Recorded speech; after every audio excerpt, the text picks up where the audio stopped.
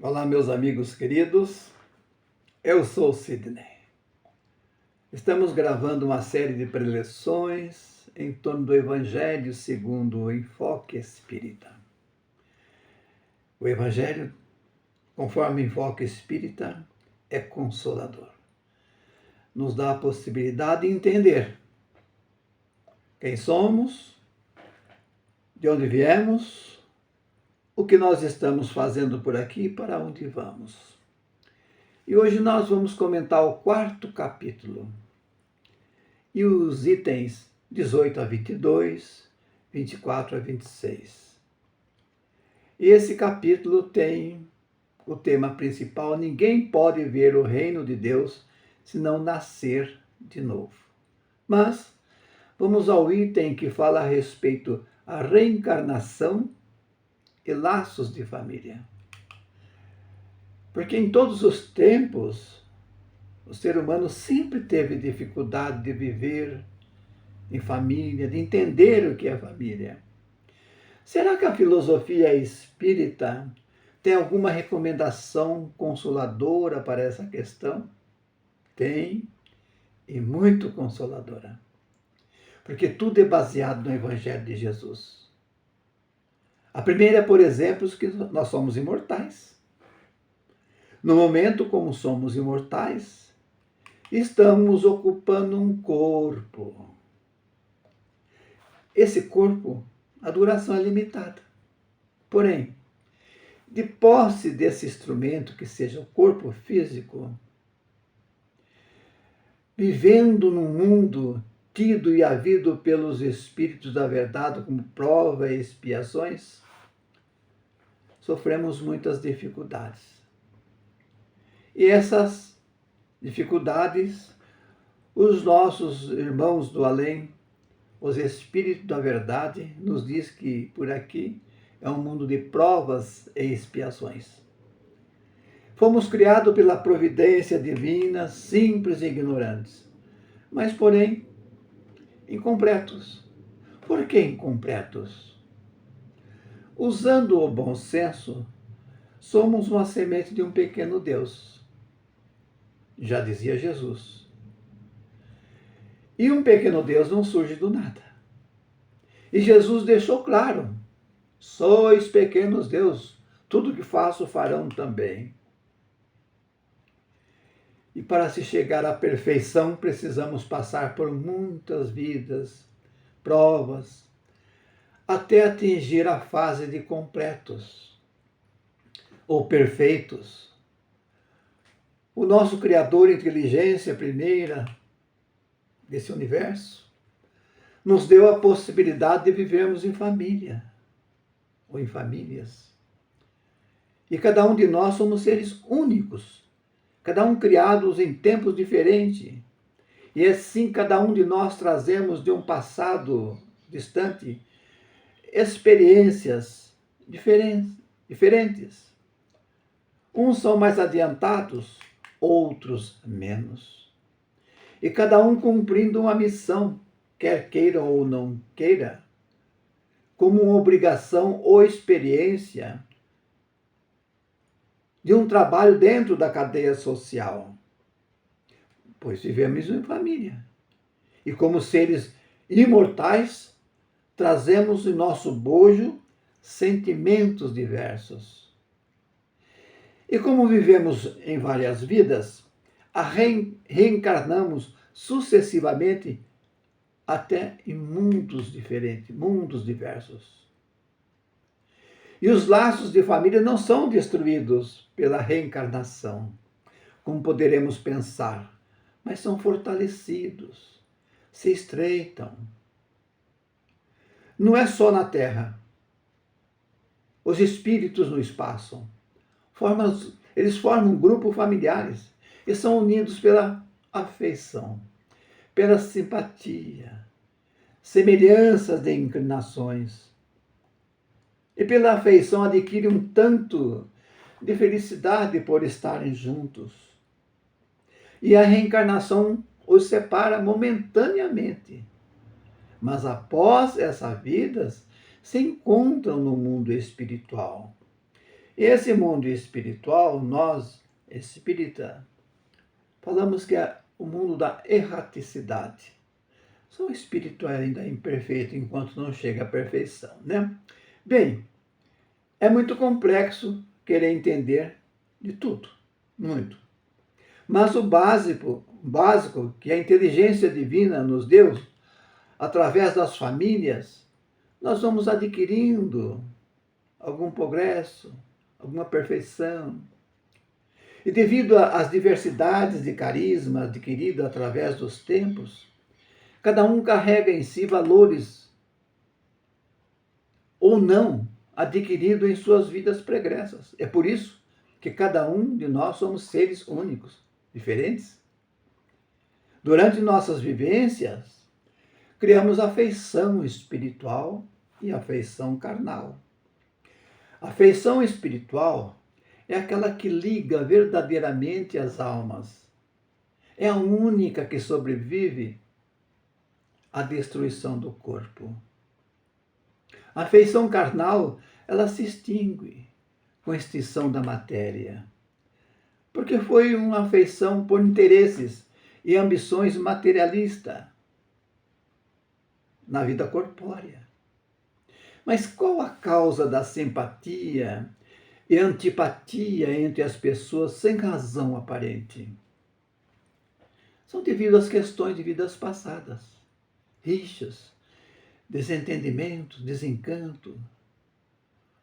Ou seja, causas graves da falta de entendimento. Ou seja, a tolerância, o perdão, a indulgência e outras coisas muito mais sérias que cicatriza ou machuca a alma de cada um. Na vida espiritual, temos vários pais ou várias mães? Não. Vida espiritual, mundo espiritual, as ligações consanguíneas decorrentes à carne acabam desaparecem. Somos todos irmãos. Então, o fato de ter tido 10 encarnações não se segue a ideia que vamos encontrar 10 pais ou 10 mães.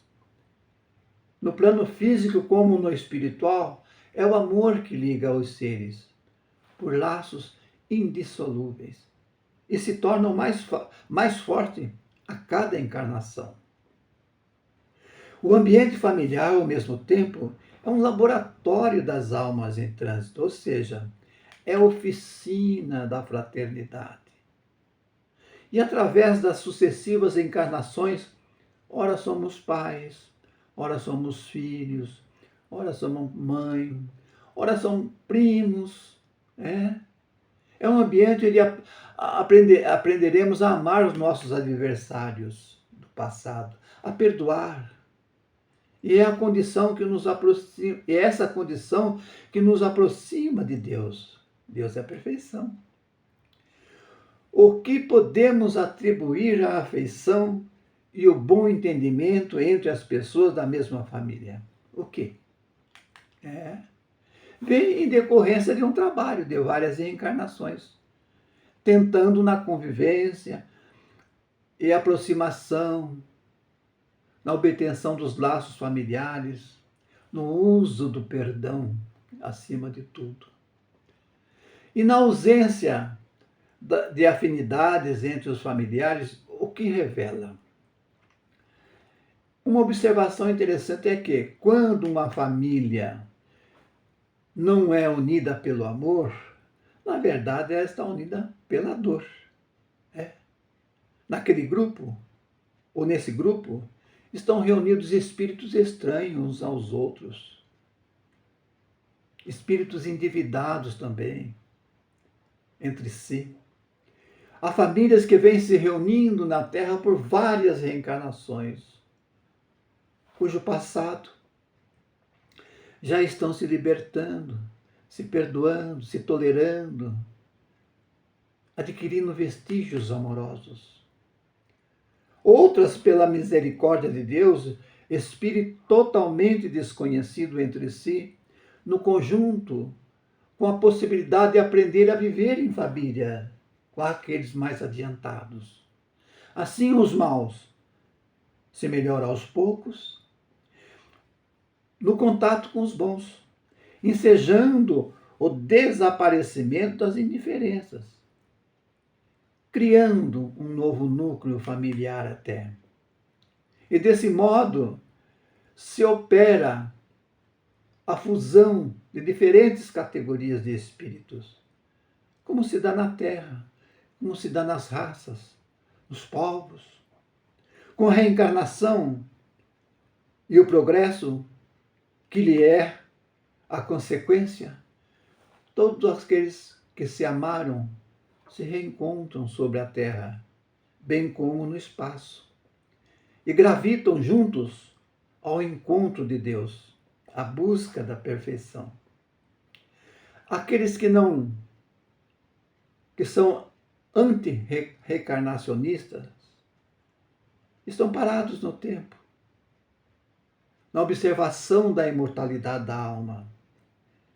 E assim ficam no seu eu desesperançosos em torno do campo material, observando muito a luz no fundo do túnel após essa vida.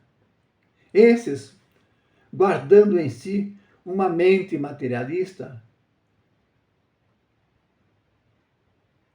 como ao nascer no corpo da matéria e na extinção do corpo e da vida espiritual, não acreditando nada fora do corpo, não acreditando na imortalidade da alma. Em resumo, há 4 alternativas que se apresentam ao homem na matéria e no seu futuro além túmulo. A primeira alternativa é o nada, de acordo com a doutrina materialista, né? A segunda é a absorção do corpo, da alma, no todo universal, de acordo com a doutrina panteísta. A doutrina panteísta acredita que quando desencarnamos, nós somos absorvidos pelo todo universal. A terceira individualidade entre a própria sorte, segundo a doutrina da igreja, de algumas igrejas diversas. E a quarta, a imortalidade como progresso indefinido, segundo a doutrina espírita. Essa quarta observação da filosofia espírita, a qual encontramos o significado da vida após a morte, rumo à perfeição, rumo sempre ao progresso, já que somos imortais. Mas quais são os limites da encarnação ou da reencarnação? Um espírito de muita luz, que se dizia da verdade, São Luís, em Paris, 1859, diz que a encarnação não tem limites, nitidamente traçado. Não tem. O corpo, como a casa de uma inteligência, o corpo é matéria. O espírito é a essência, é a inteligência do corpo. E à medida que o espírito vai se livrando da matéria, ou seja, vai se purificando, menos pesado ele vai ficando. Em mundos mais avançados que o nosso, o espírito é menos grosseiro. E com isso, sujeito a menos vicissitudes. E com o passar do tempo, o espírito vai se tornando quase fluídico. De grau em grau, ele vai se desmaterializando, acabando a se confundir com o perispírito. E assim, segundo o mundo em que ele é chamado a viver, ele toma um envoltório apropriado ao seu estado. O próprio perispírito vai se eterizando cada vez mais. Isso até ele adquirir uma depuração completa, alcançando o estágio de espírito avançados. Não será mais ligado a mundos inferiores. E tornam trabalhadores do universo sideral. em missões que são confiadas pela providência divina. E de acordo com São Luís, a reencarnação não é uma punição. Não existe culpados. É um caminho, rumo à perfeição. A passagem pela vida corporal é necessária para que se possa cumprir com o estágio de uma ação material. Ou seja, de uma maneira mais explícita, cada qual cumprindo uma missão no meio em que vive.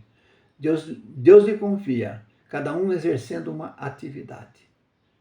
Trabalho através das provas para o seu desenvolvimento moral, intelectual, cada um com seus limites, cada um com seu potencial, que adquiriu após diversas vidas. A encarnação sempre será um estado transitório, de muitas provas, e sempre usando o livre-arbítrio. Aqueles que fazem o bom uso dessa oportunidade gozam mais cedo o fruto do seu trabalho. Aqueles que fazem do seu livre-arbítrio um mau uso retardam o adiantamento, com uma justa oportunidade de encarnações sucessivas. Somos um aluno nessa escola chamado Planeta Terra. E um estudante que não alcança os graus mais elevados, se não passar por essa série, o estudante volta. Mas o estudante laborioso abrevia sua caminhada e alcança uma série seguinte, vencendo os espinhos da sua caminhada. Aqueles que negligencia são obrigados e acolhe a preguiça, são obrigados a voltar ao ponto de partida no ano seguinte.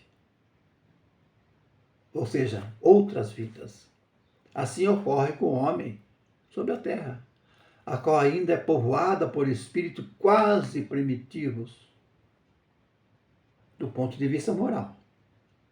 E para sair do estágio em que nós estamos, só uma vida, uma encarnação, não poderá ser suficiente. Podemos observar que no meio em que nós vivemos, existem muitas classes ainda de espírito, de nível intelectual diferentes. E Deus dá a todos, nesse plano de vida, das suas leis que são naturais ou natural.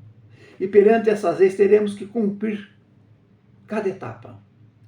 E no contato familiar é que vamos nos unindo, vencendo, compreendendo todas as leis para viver e sobreviver no meio social. Quais leis que são naturais? Primeira, a lei da adoração. Creia ou não, estamos sob o poder de uma inteligência universal. A lei do trabalho. Para sobreviver tem que ter trabalho, de uma maneira ou de outra. A lei do progresso. A lei da adoração, que é a crença, que é a fé. A lei do trabalho nos leva à lei do progresso. Mas a lei do progresso é um detalhe. A lei da conservação. Mas temos uma outra lei que nós precisamos usar nesse meio, porque somos seres gregários. Amar o próximo como a si mesmo, cuja essência entre todas, exemplificando, sempre será a solidariedade, a fraternidade, a igualdade. Bom, que lição tiramos de tudo isso? Seja em que família estivermos, devemos sempre ser tolerantes, indulgentes, humildes, pacientes, honestos, trabalhadores, na certeza que o nosso Criador a nós não dá a cruz mais pesada que nós podemos carregar. E com o nascimento da nossa centelha inteligente, surgimos simples, ignorantes, porém incompleto. E Deus nos dá essa possibilidade de ser um Deus soberanamente bom e justo, para que possamos crescer, sair dessa ignorância, sair dessa possibilidade de ser uma pessoa primitiva. E assim nós vamos galgando a escala do progresso. A reencarnação faz parte da nossa vida nessa terra. E os laços familiares é que nos prende para que possamos desenvolver as nossas qualidades. Através do perdão, através do trabalho e através de toda a nossa resiliência perante as nossas dificuldades que teremos que passar e ultrapassar. É um pouco que eu tinha que explicar a respeito dos laços familiares e a reencarnação. A minha gratidão a todos. E aqueles que encontrar esse vídeo no YouTube, gente, compartilhem. Compartilhem. Nós precisamos muito compreender que nós somos, o que nós estamos fazendo aqui, o porquê de tantas as dificuldades e por que nós precisamos de tanta fraternidade. Minha gratidão a todos. E assim nos despedimos.